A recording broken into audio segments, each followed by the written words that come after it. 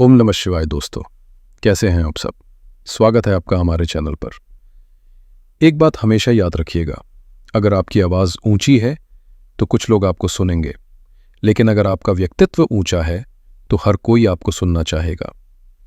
चिल्लाकर या ज़बरदस्ती करके आप कुछ देर के लिए लोगों का ध्यान तो खींच सकते हैं, लेकिन असली इज्जत और पहचान आपके किरदार, आपके ज्ञान और आपके काम से ही बनती है। तो अपनी आवाज़ ऊंची करने के बजाय अपने व्यक्तित्व को, अपने किरदार को ऊंचा उठाने पर ध्यान दीजिए। जब आप में वो कशिश होगी तो लोग खुद ब खुद आपकी तरफ खिंचे चले आएंगे। आज हम खास तौर पर बात करने वाले हैं मीन राशि वालों के बारे में। हम ये जानने की कोशिश करेंगे कि 23 सितंबर से लेकर 17 अक्टूबर 2025 तक का समय आपके लिए क्या कुछ लेकर आ रहा है। ये सिर्फ एक नॉर्मल राशिफल नहीं है दोस्तों, ये एक गहरी ज्योतिषीय बातचीत का समय है, क्योंकि आसमान में ग्रहों की दुनिया में एक बहुत बड़ी हलचल हुई है जिसका सीधा असर आपकी जिंदगी की दिशा और दशा पर पड़ने वाला है। तो आराम से बैठ जाइए और चलिए साथ मिलकर इस सफर पर चलते हैं और समझते हैं कि सितारे आपके लिए क्या इशारे कर रहे हैं। दोस्तों, इन आने वाले 25 दिनों को ठीक से समझने के लिए हमें पहले ये समझना होगा कि आप अभी अभी किस मुश्किल दौर से बाहर निकले हैं। 17 सितंबर तक ग्रहों की चाल आपके लिए काफी चुनौतियों भरी थी। ग्रहों के राजा सूर्यदेव आपके छठे घर में बैठे थे। अब छठा घर होता है रोग, कर्ज, दुश्मन और नौकरी चाकरी का। यहां पर सूर्य अपनी ही सिंह राशि में होने की वजह से ताकतवर तो थे, लेकिन उनके साथ बैठे थे केतु, और सूर्य केतु का ये साथ एक बहुत ही तकलीफदेह सूर्य केतु ग्रहण योग बना रहा था। इसका असर क्या हो रहा था? नौकरी में बार बार दिक्कतें आना, मेहनत का पूरा फल ना मिलना, सेहत में लगातार कोई ना कोई गड़बड़ बने रहना और दिल में एक अजीब सी बेचैनी और कंफ्यूजन का माहौल। लेकिन 17 सितंबर को जैसे ही सूर्यदेव ने राशि बदली, पूरा खेल ही पलट गया। सूर्यदेव उस ग्रहण योग से बाहर निकलकर कन्या राशि में आ गए, जो कि आपका 7वां घर है। 7वां घर होता है शादी ब्याह का, बिजनेस का, पार्टनरशिप का और समाज में आपकी इज्जत का। और सूर्य का ये एक बदलाव आपके लिए इन 25 दिनों की सबसे बड़ी और सबसे पॉजिटिव कहानी लिखने वाला है। यहां आते ही सूर्यदेव ने दो बहुत ही शक्तिशाली योग बनाए हैं जो इन 25 दिनों की थीम तय करेंगे। पहला है शक्तिशाली बुध आदित्य योग। 7वें घर में सूर्य अकेले नहीं है, उनके साथ हैं ग्रहों के राजकुमार बुध, जो यहां अपनी ही कन्या राशि में है और बहुत मजबूत स्थिति में है। जब सूर्य और बुध एक साथ केंद्र में बैठते हैं तो ये एक शानदार बुध आदित्य योग बनता है, जिसे ज्योतिष में एक बड़ा राजयोग माना जाता है। ये योग आपकी बुद्धि, व्यापार, बातचीत करने का तरीका, मान सम्मान और कामयाबी को बढ़ाता है। बुध का अपनी ही राशि में होना इस योग की ताकत को 1000 गुना बढ़ा रहा है। दूसरा है सूर्य शनि का समसप्तक योग। ये इन दिनों का दूसरा सबसे जरूरी पहलू है। इस पूरे समय न्याय के देवता शनिदेव आपकी ही राशि में यानी आपके पहले घर में विराजमान है। ये आपकी 7.5 का सबसे मुश्किल दौर भी है। अब 7वें घर में बैठे सूर्य की सीधी 180 डिग्री की नजर आपके पहले घर और वहां बैठे शनिदेव पर पड़ रही है। ज्योतिष में इस आमने सामने की नजर को समसप्तक योग कहते हैं। ये एक तरह से पिता यानी सूर्य और पुत्र यानी शनि का टकराव भी है और एक दूसरे पर असर डालने की स्थिति भी। तो कुल मिलाकर इन 25 दिनों की कहानी है ग्रहण की छाया से निकलकर बुध आदित्य योग की रोशनी में आना और साथ ही साथ अपने व्यक्तित्व और अपने रिश्तों पर पड़ रहे सूर्य शनि के गहरे असर को समझना और उसे बैलेंस करना। चलिए अब जिंदगी के हर पहलू पर इसका क्या और कैसे असर पड़ेगा उसे एक एक करके समझते हैं। दोस्तों, इन दिनों में जो सबसे पहला और गहरा बदलाव आप महसूस करेंगे वो किसी और में नहीं बल्कि खुद अपने अंदर करेंगे। आपकी एनर्जी, आपका कॉन्फिडेंस और आपकी सेहत, इन तीनों पर सबसे बड़ा और पॉजिटिव असर पड़ने वाला है। जैसा कि मैंने बताया, शनिदेव आपके पहले घर में ही बैठे हैं।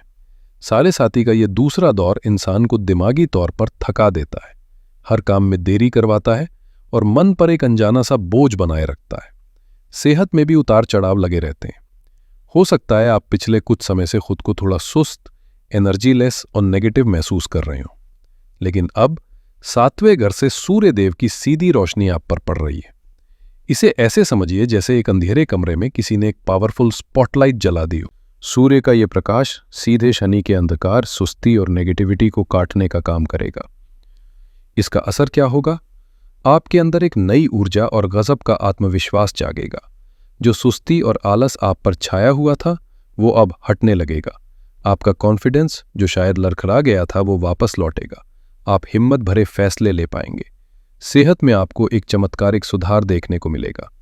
शनि के असर से जो सेहत से जुड़ी परेशानियां जैसे हड्डियों में दर्द, नसों की दिक्कत या कोई पुरानी बीमारी जो बार बार परेशान कर रही थी, उसमें आपको साफ तौर पर आराम मिलेगा। सूर्य आपकी बीमारियों से लड़ने की ताकत और जीने की इच्छा को बढ़ाएंगे।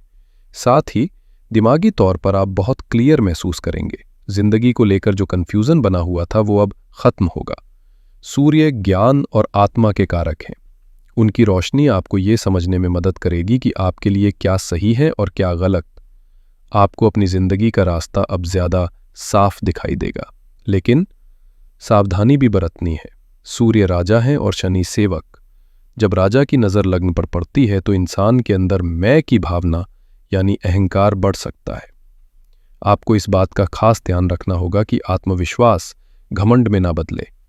अपनी बातों में और अपने व्यवहार में नरमी बनाए रखें। सेहत के मामले में पेट, पैर, किडनी और हड्डियों से जुड़ी समस्याओं को लेकर सावधान रहें। कोई भी लक्षण दिखे तो लापरवाही ना करें और तुरंत डॉक्टर की सलाह लें। अपने पिता की सेहत का भी खास ध्यान रखें क्योंकि सूर्य पिता के भी कारक माने जाते हैं। करियर के लिहाज से ये 25 दिन आपके लिए किसी वरदान से कम नहीं है। आप उस मुश्किल दौर से बाहर आ चुके हैं जहां छठे घर के ग्रहण योग ने आपको नौकरी में बहुत परेशान किया था। अब समय है ऊंची उड़ान भरने का। जो लोग नौकरी कर रहे हैं उनके लिए सातवें घर में बना बुध आदित्य योग आपकी बुद्धि और कम्युनिकेशन स्किल्स को बहुत तेज कर देगा। आप अपनी बातों से, अपने प्रेजेंटेशन से और अपने काम से अपने सीनियर्स और बॉस को इंप्रेस करने में पूरी तरह कामयाब रहेंगे। सूर्य अधिकार और सरकार के कारक हैं। उनका लग्न को देखना यह दिखाता है कि आपको ऊंचे अधिकारियों से पूरा सपोर्ट मिलेगा। प्रमोशन, सैलरी में बढ़ोतरी या किसी बड़ी जिम्मेदारी के मिलने के मजबूत योग बन रहे हैं। जो लोग सरकारी नौकरी में हैं या सरकारी कामों से जुड़े हैं उनके लिए यह समय खास तौर पर फायदेमंद रहेगा। छठे घर के मालिक सूर्य का सातवें घर में आना यह भी दिखाता है कि आप अपने काम की जगह पर अपने दुश्मनों और कॉम्पिटिटर्स पर हावी रहेंगे। अब बात करते हैं बिजनेस और पार्टनरशिप की। दोस्तों, व्यापार के लिए इससे बेहतर योग शायद ही हो सकता है। सातवां घर बिजनेस का मुख्य घर होता है। यहां पर बुध जो व्यापार के कारक हैं अपनी सबसे मजबूत स्थिति में है और सूर्य जो नाम, शोहरत और अधिकार के कारक हैं उनके साथ हैं। ये नया व्यापार शुरू करने, कोई नई प्रोडक्ट लाइन लॉन्च करने या अपने बिजनेस में कोई बड़ा पॉजिटिव बदलाव लाने के लिए सुनहरा समय है। अगर आपकी अपने बिजनेस पार्टनर के साथ कोई अनबन चल रही थी तो बुध की कृपा से वो सारे मतभेद अब सुलझ जाएंगे। कम्युनिकेशन बेहतर होगा और आप मिलकर व्यापार को नई ऊंचाइयों पर ले जाएंगे। Finance, banking, accounting, teaching, writing और आईटी सेक्टर से जुड़े लोगों को इस बुध आदित्य योग का असाधारण लाभ मिलेगा। आर्थिक मामलों में ये समय आपको बहुत कुछ सिखाएगा भी और देगा भी। यहां फायदे और खर्च का एक अनोखा बैलेंस बन रहा है। आपके लाभ के घर यानी 11वें घर के मालिक शनिदेव हैं और सूर्य की सीधी नज़र शनि पर है। इसका सीधा सा मतलब है कि सूर्य अपनी पूरी ताकत से आपके फायदे के घर को एक्टिवेट कर रहे हैं। इससे आपके लिए आमदनी के नए रास्ते खुल सकते हैं। आपकी सैलरी बढ़ सकती है, बिजनेस में प्रॉफिट बढ़ सकता है। अगर आपका पैसा कहीं अटका हुआ था तो उसके वापस मिलने की पूरी संभावना है। ये समय इन्वेस्टमेंट के लिए भी बहुत अच्छा है, लेकिन सोच समझ कर करें। अब सिक्के का दूसरा पहलू देखते हैं। शनिदेव सिर्फ 11वें के नहीं बल्कि आपके 12वें घर यानी खर्च के घर के भी मालिक हैं। इसलिए जब सूर्य शनि को एक्टिवेट करेंगे तो आपके खर्चे भी यकीनन बढ़ेंगे। लेकिन यहाँ डरने की बात नहीं है। ये खर्चे नेगेटिव नहीं होंगे। हो सकता है कि आप बिजनेस में इन्वेस्ट करें, अपने जीवन साथी के लिए कोई महंगी चीज़ खरीदें, किसी यात्रा पर जाएं या घर के लिए कोई सुख सुविधा की चीज़ खरीदें। हाँ, सेहत पर खर्च होने की भी संभावना है, इसलिए सेहत का ध्यान रखना आपकी पहली प्राथमिकता होनी चाहिए। दोस्तों, अब बात करते हैं उस एरिया की जहां इन 25 दिनों में आपको सबसे ज़्यादा सावधानी और समझदारी से काम लेना है। ये है प्यार, रिश्ते और शादीशुदा जिंदगी। यहाँ ग्रहों की ऊर्जा दोधारी तलवार की तरह है। एक तरफ अपार मिठास है तो दूसरी तरफ टकराव के मजबूत योग हैं। पॉजिटिव बात यह है कि 7वें घर में बना बुध आदित्य योग शादीशुदा जिंदगी के लिए एक आशीर्वाद है। बुध कम्युनिकेशन के ग्रह हैं। ये योग आपके और आपके जीवन साथी के बीच की हर गलतफहमी को दूर कर सकता है। आप एक दूसरे से दिल की बात कह पाएंगे। रिश्ते में प्यार, शांति और इज्जत बढ़ेगी। लेकिन चुनौतीपूर्ण हिस्सा इस गोचर का सबसे सेंसिटिव पॉइंट है सूर्य शनि का आमने सामने होना। सूर्य है अहंकार और शनि है अनुशासन। जब ये दोनों आमने सामने होते हैं तो ये ईगो क्लैश यानी अहंकार का टकराव पैदा करता है। आपके पहले घर में शनि आपको थोड़ा जिद्दी बना सकते हैं, वहीं 7वें घर में सूर्य आपके पार्टनर के अंदर अधिकार की भावना जगा सकते हैं। इसका नतीजा होगा मैं सही तुम गलत वाली लड़ाई। छोटी छोटी बातें बड़ा रूप ले सकती हैं। जिन लोगों की शादीशुदा जिंदगी में पहले से ही परेशानियां चल रही हैं, उन्हें इन दिनों में बहुत ज्यादा सब्र से काम लेना होगा, वरना बात बिगड़ सकती है। 3 अक्टूबर के बाद आपके 7वें घर के मालिक बुध 8वें घर में चले जाएंगे। ये आपके जीवन साथी की सेहत पर, खासकर त्वचा, एलर्जी या इन्फेक्शन जैसी समस्याओं पर असर डाल सकता है, इसलिए उनकी सेहत का भी ध्यान रखें। अब खास तौर पर बात करते हैं हमारी उन गृहिणियों की जो परिवार की धुरी होती हैं। आपके लिए सबसे अच्छी खबर यह है कि आपके चौथे घर यानी घर, परिवार और सुख के घर के मालिक बुध हैं और वो इस समय अपनी सबसे ताकतवर स्थिति में है। इसका मतलब है कि इन दिनों में घर को संभालने की और घर में एक शांतिपूर्ण माहौल बनाने की आपकी क्षमता टॉप पर होगी। आप घर के लिए कोई नई चीज या कोई इलेक्ट्रॉनिक गैजेट खरीदने का प्लान बना सकती हैं। घर में एक खुशी का माहौल बनने की संभावना है। पति के साथ संबंध आपके लिए सबसे ज्यादा ध्यान देने वाला एरिया है। जैसा कि मैंने बताया, सूर्य शनि का टकराव आपके और आपके जीवन साथी के बीच अहंकार की दीवार खड़ी कर सकता है। यहां आपको बहुत समझदारी से काम लेना होगा। इन दिनों में बहस से बचें और शांति दूत की भूमिका निभाएं। आपकी मीठी बोली घर के माहौल को बिगड़ने से बचा सकती है। उनके स्वास्थ्य का भी खास ध्यान रखें। पारिवारिक बजट और खर्चों पर भी ध्यान दें। शनि आपके खर्चों के मालिक हैं, इसलिए हो सकता है कि घर का बजट थोड़ा बढ़ जाए। हो सकता है कि पति के व्यापार में, बच्चों की पढ़ाई पर या घर की किसी जरूरत पर अचानक कोई बड़ा खर्च आ जाए। इसके लिए दिमागी तौर पर तैयार रहें। आपका सामाजिक जीवन और भी बेहतर हो सकता है। आपका सोशल सर्कल बढ़ सकता है। बच्चों की तरफ से भी कोई अच्छी खबर मिल सकती है। संक्षेप में, आपके लिए यह समय घर में अपनी मैनेजमेंट स्किल्स दिखाने, पति के साथ धैर्य बनाए रखने और बढ़ते खर्चों को संभालने का है। तो आइए इस पूरी बातचीत का सार समझते हैं। संक्षेप में, स्वास्थ्य और आत्मविश्वास में जबरदस्त सुधार होगा। करियर और व्यवसाय इस अवधि का सबसे मजबूत पक्ष है। प्रमोशन, मान सम्मान और व्यापार में तरक्की के प्रबल योग हैं। आर्थिक स्थिति में आय में वृद्धि होगी, लेकिन साथ ही शुभ कार्यों पर खर्चे भी बढ़ेंगे। और रिश्ते, ये सबसे ज्यादा ध्यान देने वाला क्षेत्र है, जहां एक तरफ समझदारी बढ़ेगी तो दूसरी तरफ अहंकार का टकराव रिश्ते को खराब कर सकता है। कुछ जरूरी तारीखों पर ध्यान दें।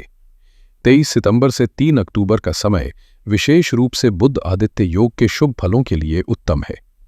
3 अक्टूबर को बुध का राशि परिवर्तन होगा, जिसके बाद अपने जीवन साथी के स्वास्थ्य और अपनी वाणी पर थोड़ा अधिक ध्यान देना शुरू करें। और 17 अक्टूबर को सूर्य तुला राशि में गोचर करेंगे और नीच अवस्था में जाएंगे। इस दिन से ग्रहों की ऊर्जा बदल जाएगी, इसलिए कोशिश करें कि अपने सभी महत्वपूर्ण काम 17 अक्टूबर से पहले ही निपटा लें। इस पूरी अवधि के लिए आपकी सबसे बड़ी सावधानी और आपका मूल मंत्र होना चाहिए, अहंकार को शून्य करें। विशेषकर अपने जीवन साथी और बिजनेस पार्टनर के साथ आप सही हो सकते हैं, लेकिन कभी कभी रिश्ता सही होने से ज्यादा महत्वपूर्ण होता है। विनम्रता और धैर्य ही आपकी सबसे बड़ी शक्ति होगी।